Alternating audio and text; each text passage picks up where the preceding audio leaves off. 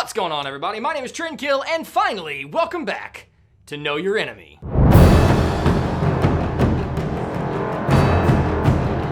So some of the Know Your Enemy regular watchers may be wondering, why has it been so long since the last episode? Well, I had my second kid, and my life is in ruins. Nah, I'm just kidding, it's been great. No sleep, but great. Anyway, enough about that. If you haven't seen this series before, in these videos, what we do is we show you how to play against certain gods, and we look at it from a perspective of a new player who may have never seen that god before. We're gonna go over the god's abilities, we're gonna go over some things that you might see the god do, and by the end of the video, we hope that you at least have an idea of how to play against that god. In today's episode, we're gonna be talking about Thanatos, the Hand of Death. Alright, so the first thing we're going to do is take a look at the graph of Thanatos. Now remember that this graph is not really a good way to indicate whether a god is a great god or a bad god. This is just a brief visual summary of that god's talents. Now I've said in previous videos that sometimes you're going to look at the graph and you're going to see that somebody looks like they should be terrible, and then you get in game and they're actually pretty decent. Thanatos, on the other hand, looks like he should be amazing at all times, and he's very good in certain situations, but he's also very bad in others. So you can look at control and utility. He's right in the middle of the pack. He's actually got a decent amount of healing for an assassin. His mobility's pretty high. His damage is really high. His defense is low, which you can expect. So you look at that and you're like, this guy should be really good, right? And he is in certain situations, but we're going to talk about some of those situations where he's not so good a little later on in the mechanics section. All right, so let's move forward and talk about his abilities so we can make heads or tails of why he's so situational. Now, usually we talk about his passive first, and then we move forward numerically through his abilities. However, his passive discusses something about his ultimate that I think makes sense that we talk about his ultimate first. Now, his ultimate, Hovering Death, is his defining characteristic. It's his ability to actually assassinate someone if they're below a certain HP threshold. Similar to a lot of the other gods in the game, he goes up into the air and he has the ability to dunk down. Now, he lands in a medium-sized AoE, and at max rank, anything in that AoE that is below 40% health is instantly killed. Another good utility of this ability is that if they are not below that threshold and they are not instantly assassinated, anybody in that AoE is then stunned for 1 second. So because of the assassinate, this is obviously used as a finisher, but also because of the stun, this could be used to initiate because of the synergy with some of his other abilities. And last but not least, you are faster while you're in this mode to help you catch up to people who may be running from you. Alright, so now that we've talked about his ultimate, you kind of know what his main core ability is. Let's go back and talk about his passive and see why it was important to discuss his ultimate first. Essentially, any god that is within that threshold of being instantly assassinated is revealed to him on the map. And not only is it revealed to him on the map, you also get an audio cue of like a slow pulsing heartbeat. So this really helps Thanatos know that, hey, if there is a god that is within my reach and I can look around and see that they are within my execute range, it's probably time to use my ultimate and pick them off. Now let's skip to the third part of his passive and talk about the fact that all of his abilities cost health and mana to use. So if he's low on health, he's not going to be able to use his abilities to regain health because he won't have enough health to use his abilities, exactly like when you try to cast an ability with no mana. But to counteract that, the second part of his passive, anytime he deals the killing blow to an enemy, he gains health based on that enemy's max HP. In addition to that, when he kills an enemy, he reduces all of his cooldowns. Now that's a lot of information. Let's go back and briefly summarize it. Essentially, he restores 20% of the target's max HP when he kills that target, if that target is a god. If that target is a god, he also reduces his cooldowns by 5 seconds, and if that target was a minion, he only gains 10% of their max HP, and he gains no cooldown reduction. And remember, he also gets a visual and an audio cue when somebody is below the threshold and he can assassinate them. Okay, so in recent memory, that may be one of the most confusing passive we've talked about, so hopefully you guys understand it. Let's move on to his abilities. His first ability is called Death Scythe. Now, this is a straight line ability, and it hits one target. Now, this ability has the potential to do a ton of damage because it has 3 damage phases instead of 2.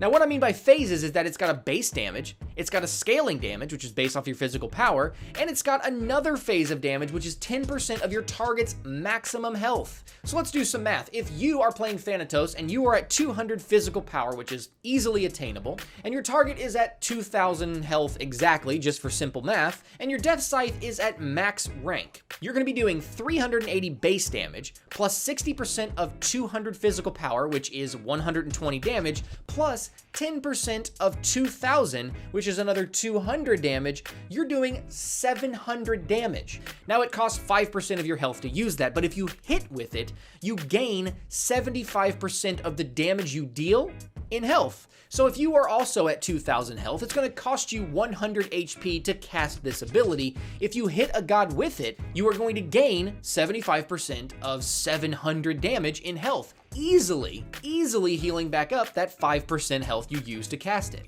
Now, on top of all of that, when you're hit with a Death Scythe, you're also slowed by 20% for 3 seconds. So this is a very versatile ability. It does a lot of damage, it heals you, it slows your target, and on top of all that, it's fairly easy to hit. So all in all, 10 out of 10 would throw Death Scythe.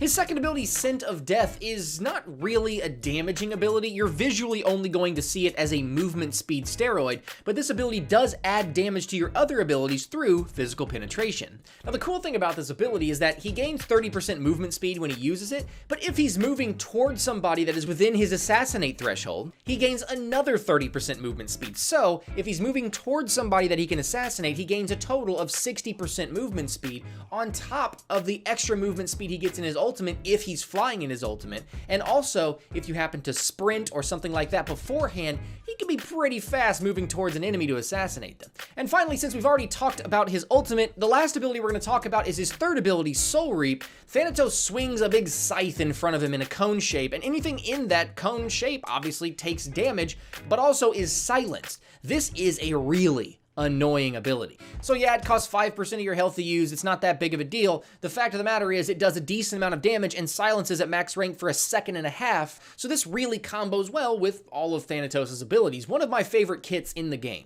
So let's take all the information we learned in the graph, all the information we've learned talking about his abilities, and let's piece those together and talk about some mechanics in the mechanics section. Alright, so in the mechanics section, we're going to discuss some tips on how to play against a Thanatos. Now, I don't have a ton of ability-based tips, but there are a lot of tips about Thanatos in general, so let's go ahead and get those out of the way. First off, Thanatos is very squishy, which means that crowd control abilities that can stun him are very good against him. If he comes in to gank your lane and you happen to get a stun or a freeze on him, there's a good chance that he's pretty much screwed. However, if you do happen to miss the crowd control that you have, Thanatos can be very devastating. Early game, Thanatos is one of the strongest gods. Early game, Death Scythe gives him so much sustain and damage that he's very hard to contend with before level 5. And at level 5, he gets his ultimate, which allows him to initiate even more. So early game, Thanatos can be very nasty. Now the flip side to that is that he falls off in the mid to late game. If that Thanatos is not aggressive and gets several kills early game, his mid game could be fairly inadequate. And by the time you get to late game, Thanatos kind of becomes a tank killer. He's the guy who's gonna pop in, do a lot of damage to one person or assassinate one person, and then pop back out. Very common for an assassin, but when you've got somebody like Loki who can vanish and get away, or you've got somebody like Kali who can jump out, a lot of the other assassins have ways to either get in and get out, so high mobility, or a way to sustain more while they're in a team fight. So while Thanatos has some sustainability, he's just too squishy to be in a team fight for too long. So a lot of the time what he's forced to do is walk into a team fight, do as much damage as he can, and then ult out before he dies. Or he does the opposite. He ults into the fight, possibly taking someone with him, stunning some people, creating some disruption, and hopefully that's enough for his team to get the upper hand in that fight.